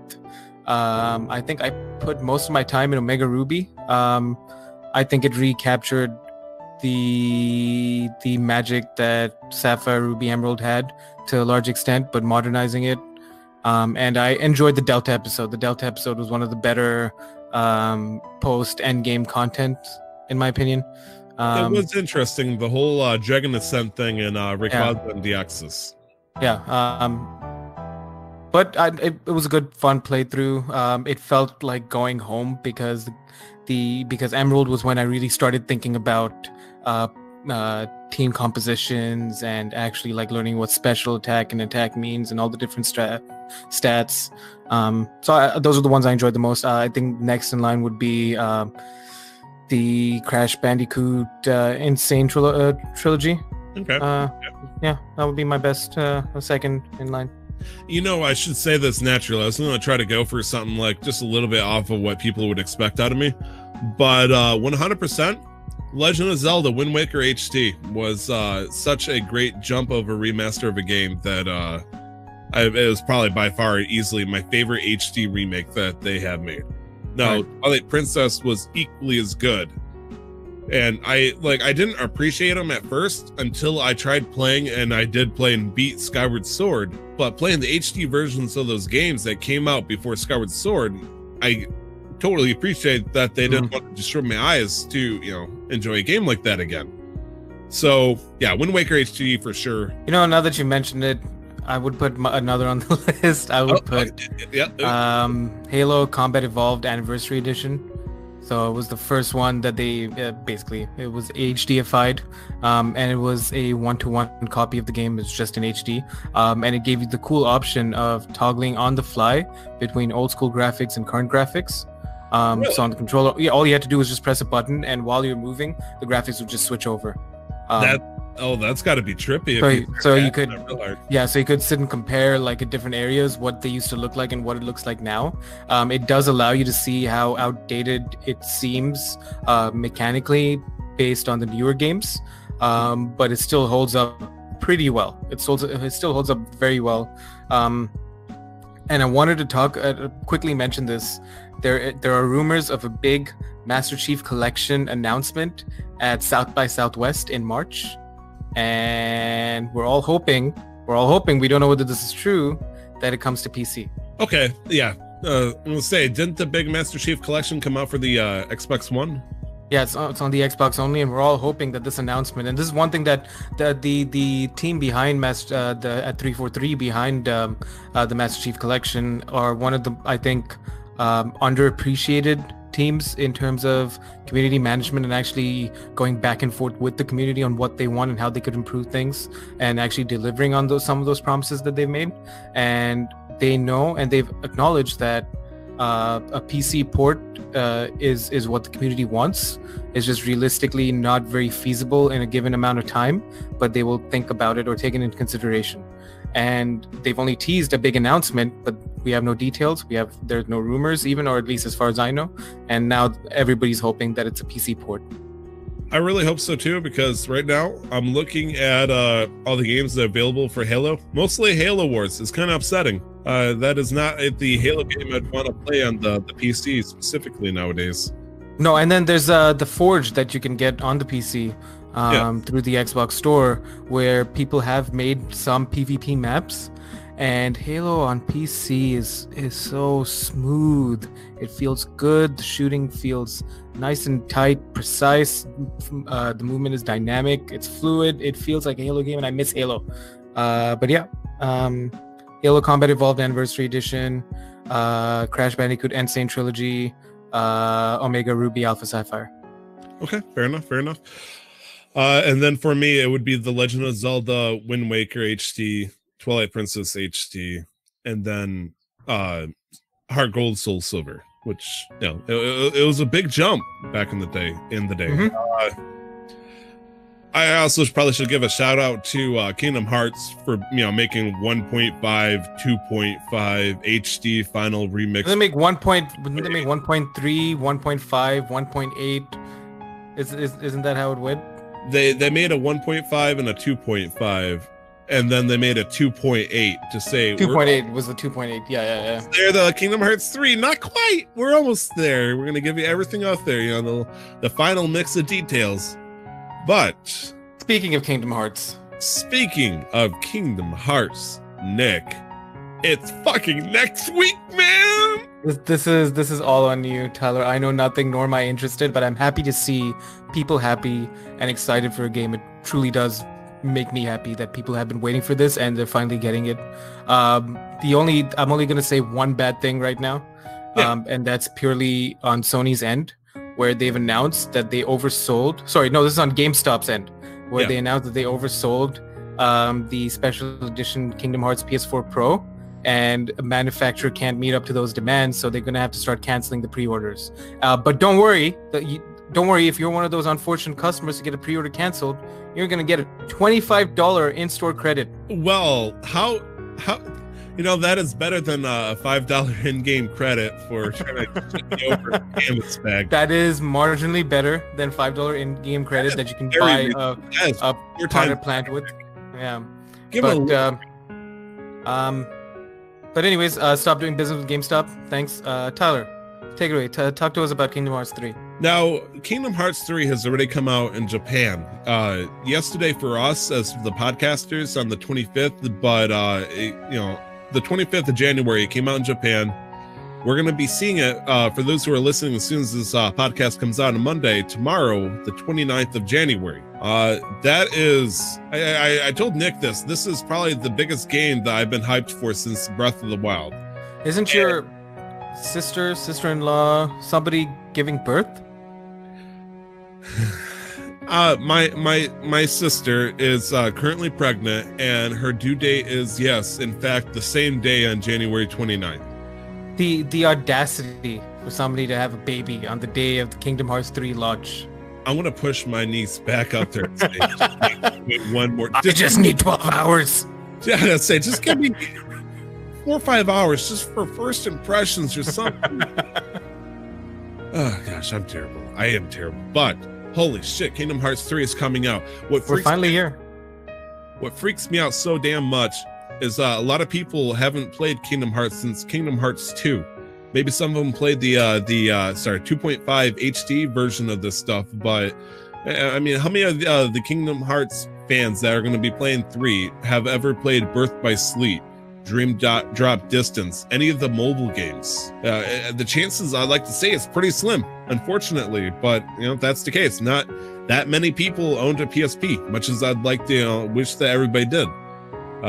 People did own the 3DS, so I'd like to think that some people, you know, played Dream Drop Distance. But I have not heard one damn person outside the rabid, super hardcore community talk about some of the shit that's probably going to be happening in Kingdom Hearts 3. And I have 3 bullet points here. I want to help people who are ready for Kingdom Hearts 3. 3 things that they should understand. That is, spoiler alert, everything that has been said in a video game of Kingdom Hearts up until Kingdom Hearts 3. So if you played all the games you want to, and you're about to play Kingdom Hearts 3, and you don't want to touch anything else, I'm going to give you the sweet, sweet bullet points of what you should expect. Hit us with it. This is going to get really fucked up. Are you ready for this shit? I'm probably going to lose track, but hit me with it. Do it. Okay, so... You don't even know where to start. Where the fuck do you start? Okay, so, Birth by Sleep. There are 3 people that are of very high importance that are good characters in Kingdom Hearts Birth by Sleep 10 years before Kingdom Hearts 1 even happens. There's also a bad guy who is also known as Xehanort. Xehanort, you know, Xehanort has been in the first game. He was also known as Anthem, Seeker of Darkness, and then in Kingdom Hearts 2, he's known as Xemnas, his nobody form. He is back in the game, even though he's been killed twice now, because in Kingdom Hearts Dream Drop Distance, apparently they just slipped in this tiny little bit of lore. This is probably one of the most fucked up things. If you destroy a nobody and destroy the Heartless of the same person, they will come back to life. So anybody that we killed in any of the games so far that was a nobody or a Heartless has a strong potential of coming back as a retcon character. This does include people like Xehanort. This does include the character Axel, who's no longer Axel now. Nick, do you even know who Axel is? The only Axel I know is from the Mega Man universe. Really? Not even the fucking Axel from Guns N' Roses? You're breaking my heart here. We're talking about video games, Tyler. Okay, fine. Axel, he was part of Organization 13. He really liked Sora's Nobody Roxas. A lot of beef happened. And the last-ditch effort, despite the fact he did a lot of naughty things, such as kidnapping Sora's not-so-much girlfriend, but kind of girlfriend Kairi, for a good point, he saved Sora at the last minute and sacrificed himself, therefore dying. And he came back a somebody, not a nobody, not a Heartless. He come back, he's normal now. He lost the X in his name again, and he's now Lee, L-E-A, instead of Axel. And for some reason, he teamed up at the very last minute over at Dream Drop Distance. He's pretty chill with everybody. Everybody likes him, and he's going to become a Keyblade Master now for some reason. We have no, I mean, I guess so, sure. So, for those who were very sad back in 2006 during your emo days at high school, don't you worry, Axel is back, and he's a Keyblade Master for some reason, but he's not the only one that's going to be wielding a Keyblade. It was shown in a cutscene that Kairi could potentially use a Keyblade in Kingdom Hearts 2. It shows her for like 5 seconds whacking a Heartless for a moment, and then it's never seen or mentioned ever again. It has been confirmed at the end of Dream Drop Distance that she will in fact be a Keyblade wielder and going to be, part of the fight at the very end. Doesn't the cover art for Kingdom Hearts 3 show Kairi with the Keyblade? There is a couple of key art pieces that shows both Kairi and Axel, aka Lee, sitting together in the sunset. I in fact retweeted that, commenting on how half the people wouldn't even understand this reference, because by all means, Kairi and Lee / Axel should hate each other. He kidnapped her. There's no resolution out of any of this whatsoever. But I guess they're now students together. Now, let's talk about the two main characters, Sora and Riku. Question number 1. What the fuck happened to Sora after Kingdom Hearts 2? That's a very good question, Nick. I'll answer that as best to my ability. First thing is, there's something called the Mark of Mastery exam. Basically, if you pass this exam as a Keyblade user, you'll become a Keyblade Master. Welcome to Dream Drop's Distance story. The power is essentially the ability to turn darkness into Dream Eaters, essentially, which is little buddies that'll fight by your side, almost Pokemon style. Riku takes the test alongside Sora. Sora fails the test because he is a dumbass, as it turns out. Riku passed the test by saving Sora. So Riku is officially a Keyblade Master. Sora is something, a big-shoed, big-haired, pointy-eared idiot. I don't know. But isn't Sora the one who's been the protagonist for all the games? All the good shit, but apparently he can't. But they don't qualify him for a pass on the exam? You'd think getting like an honorary degree in something is, something here, but I guess not quite. He does, at the end of the game, the reason why he fails is because he gets caught by Xehanort, who traps him in his own fucking dream for some reason. And is trying to do this to take his body. Because Xehanort, and this is going to get even more fucked up. This gets explained through multiple different games.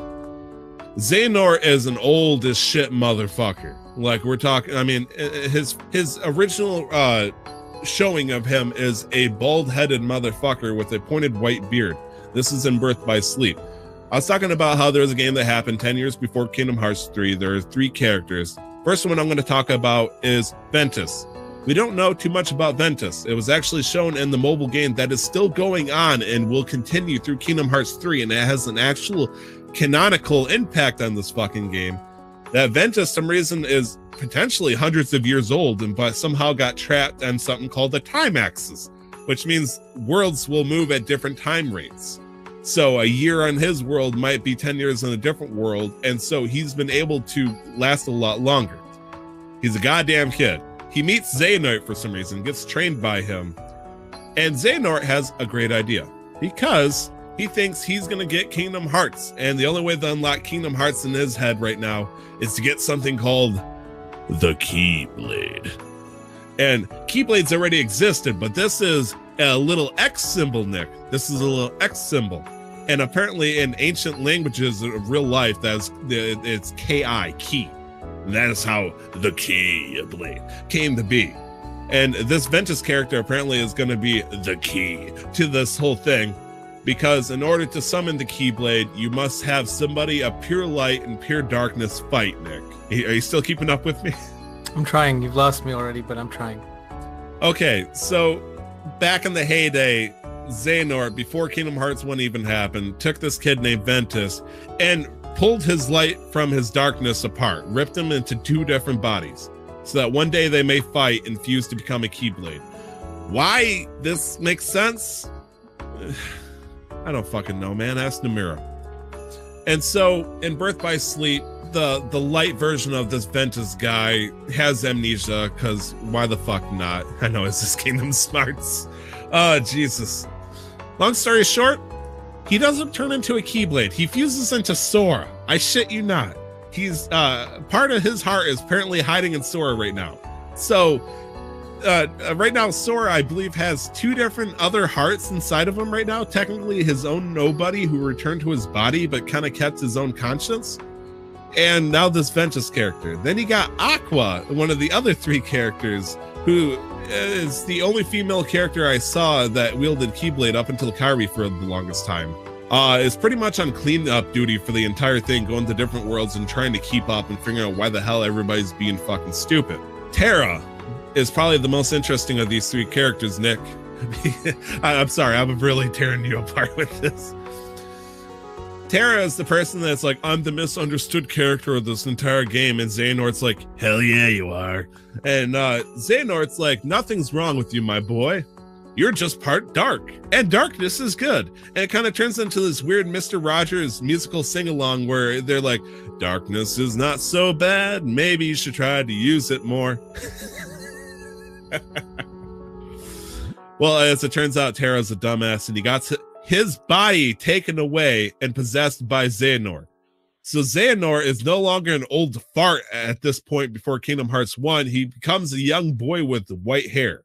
And in front of Aqua in this big fight that happens at the end of this game, who is the maid of this game, unfortunately, he forces Ventus to fight his dark self to get the Keyblade. That doesn't happen for some reason.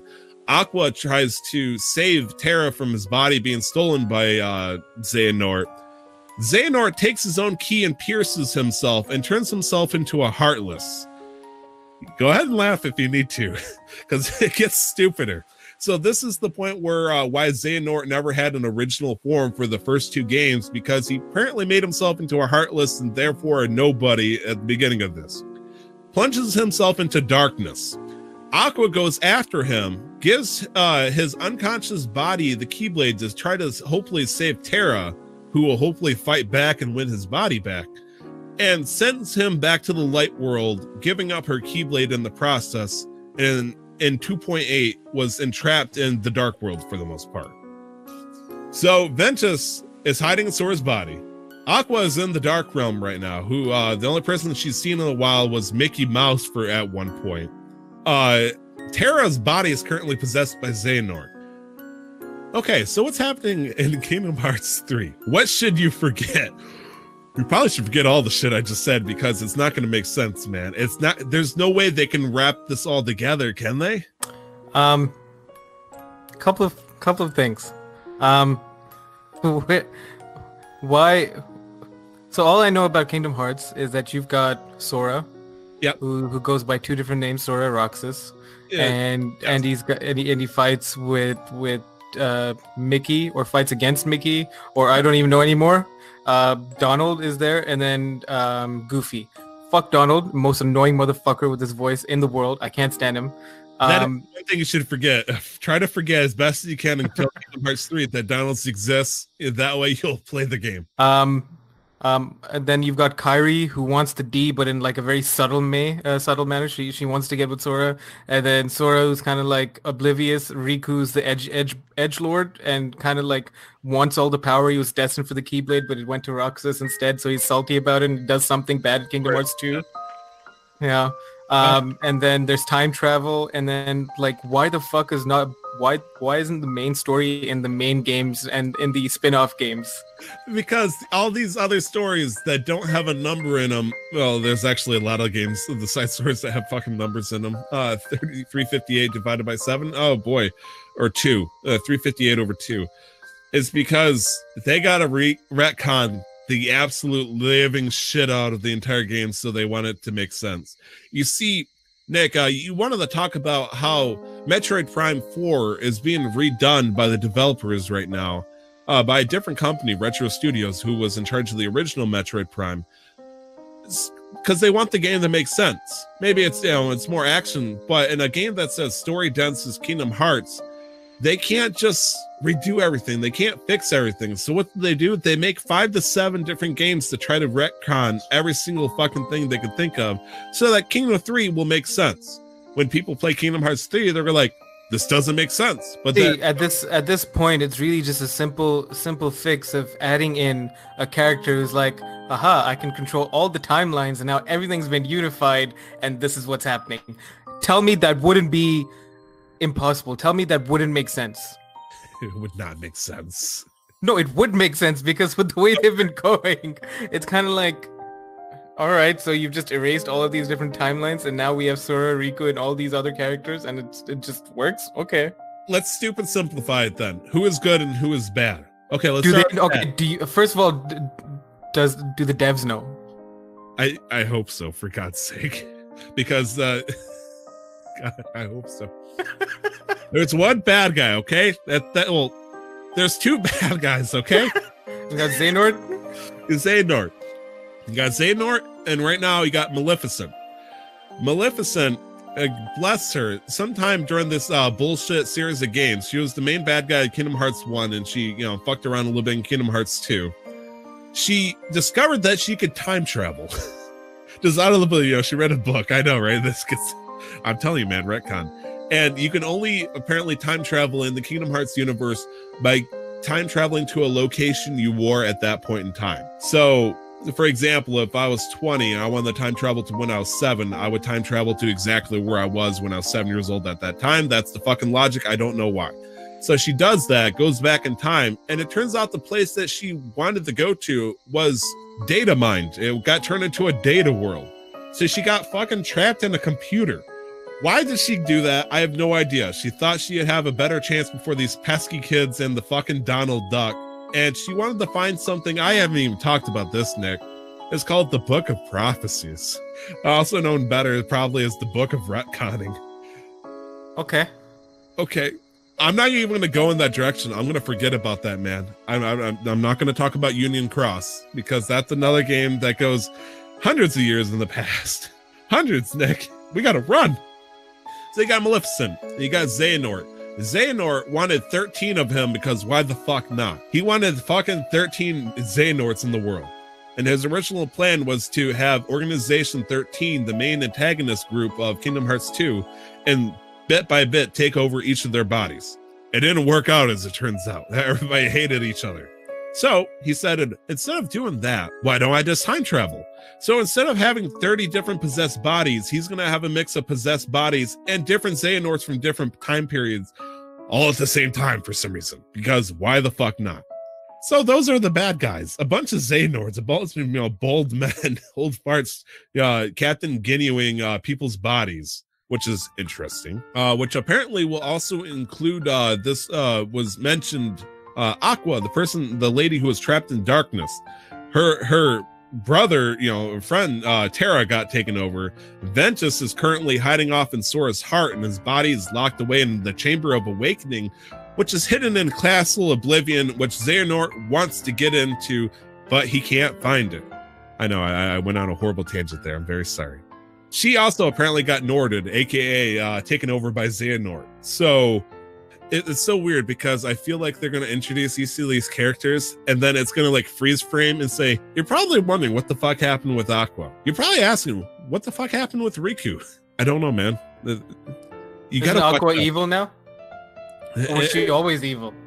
She was 100% good, but she got possessed by Xehanort, and she is now one of the 13 Xehanorts right now. And so she has glowy yellow eyes and all that stuff.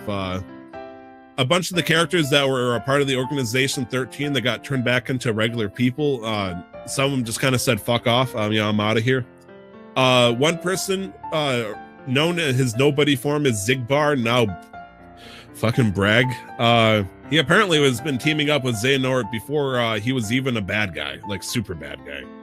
And so a lot of people don't know that much about Zigbar, even though he's actually been really behind the scenes.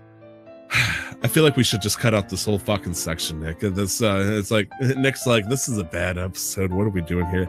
It's hard to get hyped for Kingdom Hearts 3 when you have no fucking idea what's going on. It's like Metal Gear Solid at this point. Nobody has an idea what the fuck is going on in Kingdom Hearts 3. I do. No, you don't.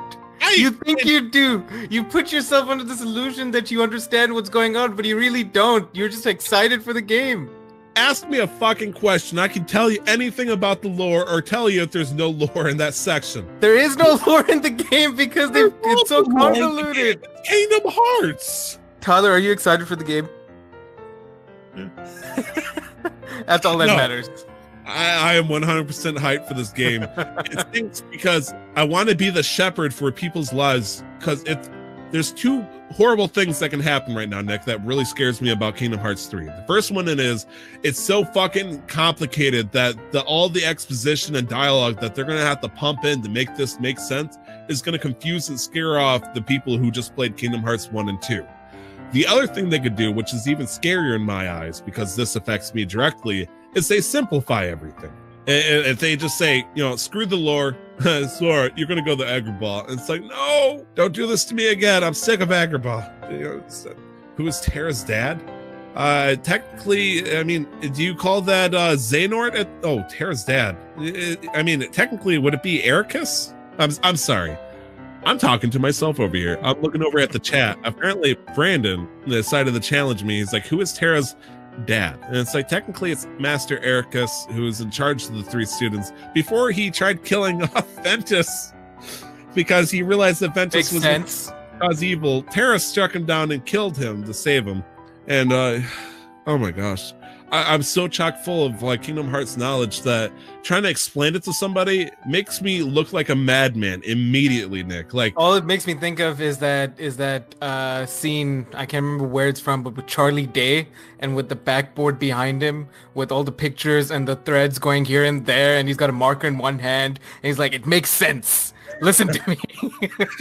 It's a I know what I'm talking about. A College Humor episode where somebody tries to explain like the Zelda timeline on a fucking board, and it's like, don't do this, you're gonna hurt yourself, my friend. Okay, bottom line of that entire segment is that if you're excited for it, I'm happy you are, but to me it seems it's got the most convoluted story, and that's what stops me from getting to it, besides the fact that I don't have a PlayStation.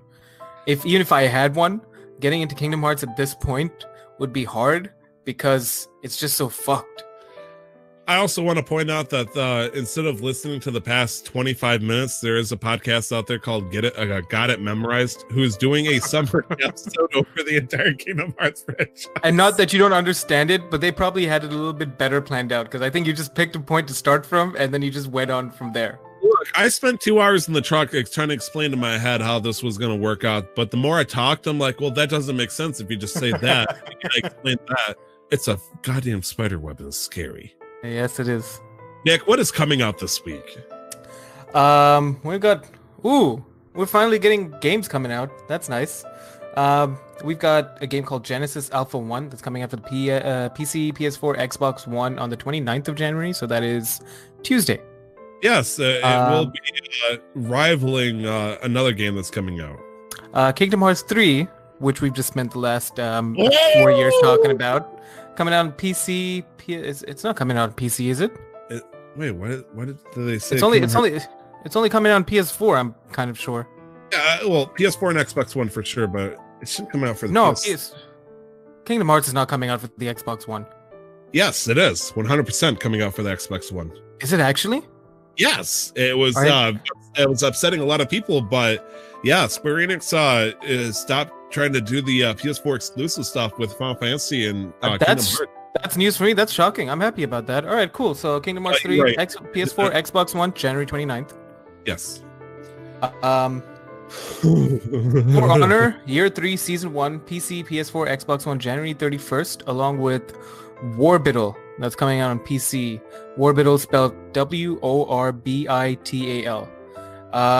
Now, talking about For Honor really quick, as I've mentioned in the last few episodes, Ubisoft, I truly respect Ubisoft for sticking with games that have a slow start and are not so good at launch, but then figuring it out and making it work for the niche community that they attract. So if you still play For Honor, and if you still play For Honor, I'm sure you know that there's a new drop coming out. Anything you know about Worbital, Tyler? Yes, Worbital is an interesting... if I were to compare it to maybe not Angry Birds, but Worms. Okay. But it's essentially you are on an orbit around the sun, and your goal is to destroy other planets by shooting energy at them. And you got to aim your trajectory and all that stuff, trying to aim around, different planets and whatnot, and try to hit them and light them up, lower their health bar, and eventually just destroy the other planet. And meanwhile, you're spinning around the sun, so slowly you got to try to time your shots and your trajectories to try to hit other planets. Right. It looks like a good fun game that will be coming out on the 31st. I do not have a price for that because it does not say, since it's not coming out yet. Okay. Then we've got Ace Combat 7 Skies Unknown coming out on the PC February 1st, so this Friday. This is following on the release of it on console last week.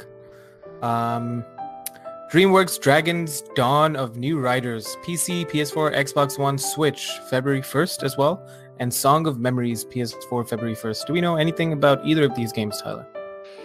DreamWorks Dragon's Dawn of New Riders. I'm assuming that's in relation to the How to Train Your Dragon universe. Yes, it is absolutely that. It's developed by Climax Studios, and it's a game. It's a movie game. The features, as I'm looking at this website by the looks like maybe the publisher. I'm not even sure at this point. A new adventure. Recover Scribbler's lost memories as you forge a friendship with Patch, his ultimate hybrid dragon. So it's focused on the universe of How to Train Your Dragon, but it's you playing as a new character, I guess you would say. So you are an OC character, which I'm not sure. I'd never seen that character in any of the movies, Scribbler. But I guess he'll be playing, riding a cool-looking dragon that's kind of purple and feathery looking, which would make sense considering it's called Hybrid. Apparently, you'll unlock powerful abilities and take on fearsome foes. Okay. I have no idea. This could be a platformer. It looks like a platformer. Okay. And Song of Memories is a visual novel that came out last year in Feb on PC, and it's now coming out on PS4. It's a romantic... Yes. Retcon something if I could. Yeah. The website that gave us the release date of this thing might have been mistaken for this game, because there's a nice little wallpaper here that they pray to God somebody like takes.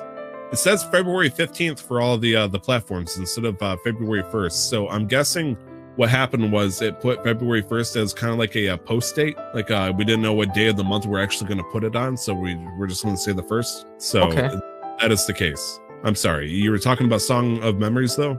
Yeah, no, that's it. It's just like a romantic adventure visual novel that has, you know, post-apocalyptic themes, apparently. It says it's a dark visual novel. I don't know. But it's a visual novel, regardless. So, there's that. Well, and I believe that's all we have on our release list. Oh, wow. I'm looking at the website for this game in particular, Song of Memories, and the first thing it shows is a preview video. Looks like somebody doing the backstroke. A fine lady, blonde hair, purple eyes, wearing nothing but a very, very small bikini. This is anime as fuck.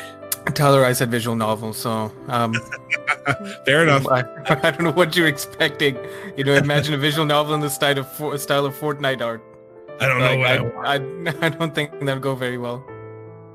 Okay. Oh boy.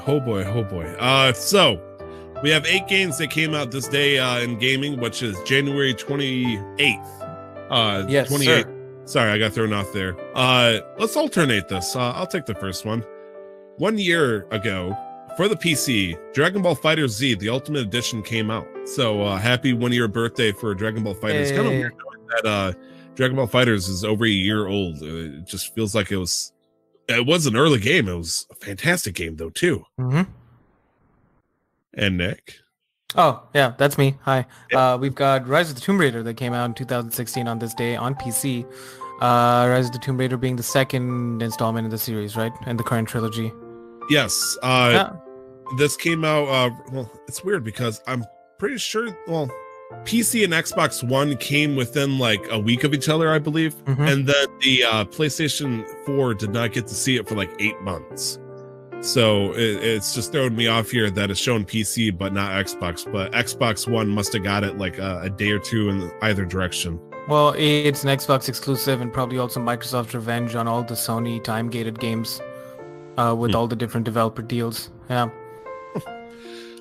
Grand Theft Auto San Andreas came out in 2014. Now, it's going to sound a little weird because you're like, what the heck, Tyler? That's a PlayStation 2 game. It came out in 2014 on the Windows Phone. Oh, why the fuck it came out on the Windows Phone is beyond me, but if the Windows Phone... There's a reason it's a failed product. Damn, Nick, that's terrible. Why would you do that? Why would you say that? Oh, man. Moving on, Tomb Raider, the first of this current trilogy, Tomb Raider Definite Edition and Game of the Year Edition, came out PS4, Xbox One, and the PS3 in 2014. Now, specifically, the Definitive Edition, aka the Remaster, that's very, said very loosely. It came out for the PS4 and Xbox One, and then they released simultaneously that day the Game of the Year Edition for the PlayStation 3 owners. Even though, PlayStation 4 has been out for a year or two at that point, they wanted to make sure that, if you really wanted to play Tomb Raider on the original PS3, we could totally hook you up. This is a pretty big one, I'd like to think. Mass Effect 2 came out 7 years ago on the PC in 2012. Wowza, man. I've only played Mass Effect 3. But I have any of them, but I have watched so much play of it. I have friends who live and die by Mass Effect, at least until Andromeda, where they conveniently like to forget that Andromeda is even a game. And then they stop living. They just died. Yeah. Oh, man. Then we have Mafia on this list that came out for the PS2 in 2004. Not a game that I played. No, same here, but it was a very popular game back in the day, and a lot of people want to, make sure it gets recognized. Coming up in 2004 as well, for the Japanese Game Boy Advance, Pokemon Leaf Green Fire Red came out. This was a big one. That was another big one. I mean, speaking of, remaster and ports and all that stuff, this was probably one of the biggest jumps for us as a Nintendo person. Like, the only other game I could think of that, besides like, Mario or something like that, getting a port or whatnot was probably,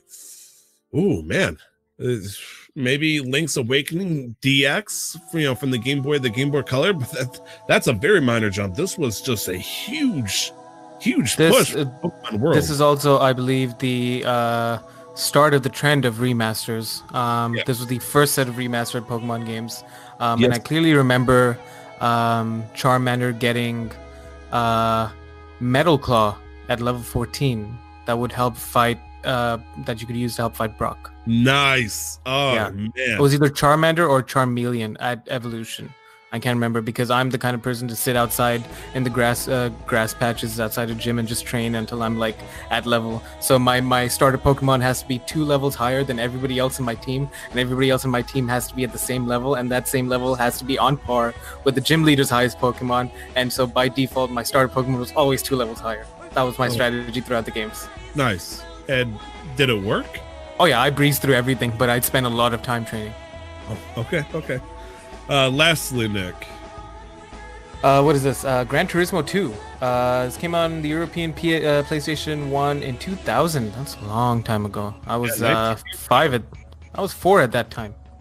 You're 4? Yeah, because May 95, right? So I was only 4.5. Man, I was 9. Yeah. Man, I was 9 or 5. Man, I was in school when you were just in diapers still. I was 4 years old. I was not in diapers. What do you mean, Tyler? I don't know what it's like over there, man. It's pretty much the same. What do you mean? Whatever you say, man. Oh, jeez. Okay, let's wrap this up. Nick, where can we find you, buddy? You can find me on Twitter and Instagram at LRWarrior11. You can also find me on Twitch at twitch.tv/LRWarrior11. Streams are going to be about rare, just because school and games, and like some games I can't even stream. Like I wouldn't be able to stream Anthem. I would if I could, but then Anthem chews up 90% of my CPU. It'll leave nothing. I can't have anything running when Anthem is on. I can't have a Chrome window open. Nothing. Everything has to be closed down for Anthem to like run smoothly. Ooh, that's brutal. I'm sorry to hear that. But yeah, that's me. You can find me on Twitter at TTimeStyler, all letters, one word. But most importantly, for the two of us together, you can find us multiple places now. You can find us on Twitter at MasterQuestPod, or you can email us at casualmasterquest@gmail.com. However, this is probably one of the most important points, we have a couple extensions of social media if you'd like to. Yes, we do. Yes, we do, Nick. Take it away. On Instagram, you can find us at casualmasterquest. We're slowly going to start working on that. We just have to figure out technologically how to get that going, because I'm having a few issues there, considering that I have an iPhone and I can't download certain things. But once that's up and running, you're going to be able to find previews on our page for weekly episodes. And then you can also find us on Facebook. How do we find ourselves on Facebook? Well, I mean, you can just search it on the search bar, Casual Master Quest, or do that. Quest, which is one word. But you can find out, you can see random posts. Just keep updated. Maybe you don't want to look at your phone every single day and, like, oh gosh, my life is of a normality that I can no longer handle. I need Casual Master Quest in my life. How do I just constantly refresh the podcast player? Or you can just check Facebook. We'll post it there. I'll let you know. Don't you worry. But yeah, we are. I think that was the show, Nick. I think that was it. Yeah. Episode 37. That was a fantastic one. Sorry about the horrible Kingdom Hearts. Man, that was a hell of a I took in hundreds of episodes. You had to get it out, Tyler. I understand. And I just had the yeah, I understand. So much listening to it, and I really hope it was beneficial. I really hope it comes to use. I feel like they're not going to use any of it, but we'll see. I didn't talk to you about the dandelions, Nick. Fuck the dandelions. I don't even want to know. Oh man, about the dandelions. So what about the Master of Masters?